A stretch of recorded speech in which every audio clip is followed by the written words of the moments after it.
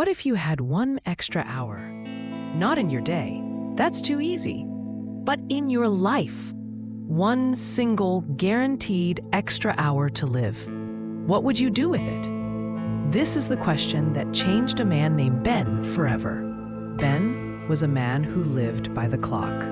His life was a checklist, a race from one appointment to the next. Wake up, commute, work, commute, eat, sleep, repeat. He was successful by all the normal measures. His apartment was nice. His job was secure, but he was constantly, deeply tired. Not just in his body, but in his soul. He felt like he was always running, but never actually getting anywhere. His wife, Clara, would say, "Ben, let's just go for a walk. No phones, no plans." And Ben would glance at his watch, his mind already on the next email, and say, "Sorry, love, not today. Maybe this weekend." His daughter, Lily, who was 7, would ask, "Daddy, can you read me a story?" And he'd kiss the top of her head, his eyes on his laptop screen, and say, "Later, sweetheart. Daddy's very busy right now." Later. It was his favorite word. It was the wall he built between himself and his own life. One perfectly ordinary Tuesday, everything changed. Ben was rushing through the train station, part of a river of suits and tired faces. He was cutting through the main hall when an old man, sitting on a small stool, gently called out to him. "Excuse me, son," the man said. His voice was calm, a stark contrast to the station's noise. Ben, irritated by the delay, tried to wave him off. "Sorry, no change." The old man smiled. "I'm not asking for money." He held up a simple, beautiful, old-fashioned pocket watch. "I'm giving it." Ben stopped. "What?" "I'm giving away time," the man said.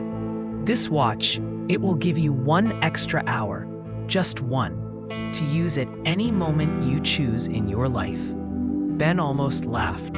It was ridiculous, a prank, but something in the man's eyes was so serious, so peaceful, it gave him pause. "Why would I need that?" Ben said, his hand hovering near the watch. The old man's smile was sad. "Because you look like a man who is saving all his lull. Take it, but be warned, you can only use it once." Almost without thinking, Ben took the watch. It was warm in his hand.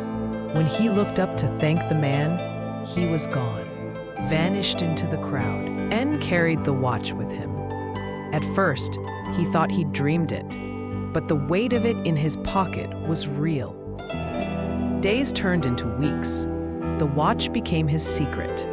He found himself touching it throughout the day, and with it, a single question began to grow in his mind. A question that started to haunt him. What would I do with my one extra hour? Should he use it to close the biggest deal of his career? To get ahead?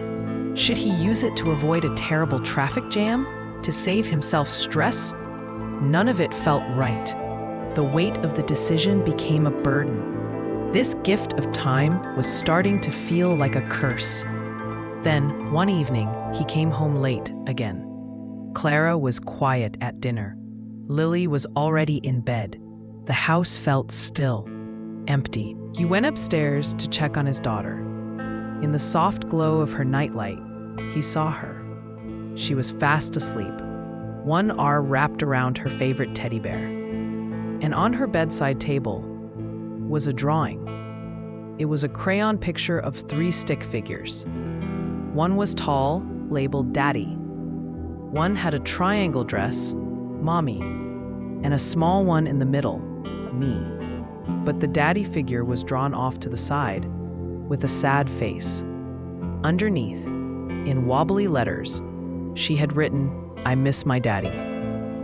In that moment, Ben's heart shattered into 1,000 pieces. He didn't need an extra hour to get more work done. He didn't need it to avoid traffic. He needed it for this. For the moments he had been throwing away, he looked at the watch in his hand. The hands were still.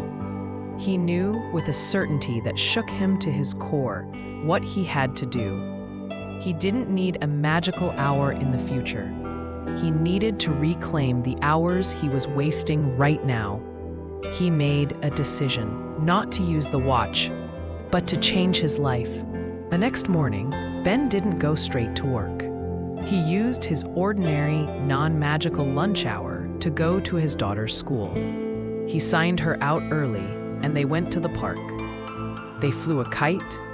They ate ice cream. He didn't look at his phone once. He saw the pure, unbridled joy on her face. And he realized this was the extra hour. This was the gift. He had just been too blind to see it. He started leaving work on time. He started saying yes to walks with his wife.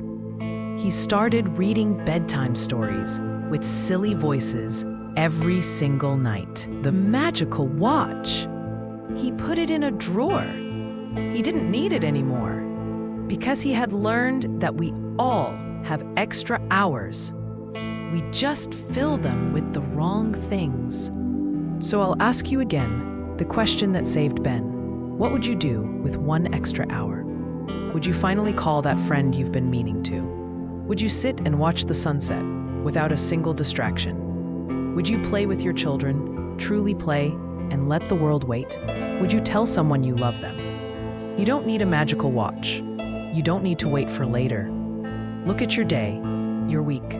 I promise you, the hour is there. It's hidden between the cracks of your busyness. It's tucked away in the moments you spend scrolling, worrying, rushing. That hour is your life, waiting to be lived. Don't save it for a special occasion. Don't save it for a someday that may never come. Your extra hour is now. This one, the one you're in. What will you do with it?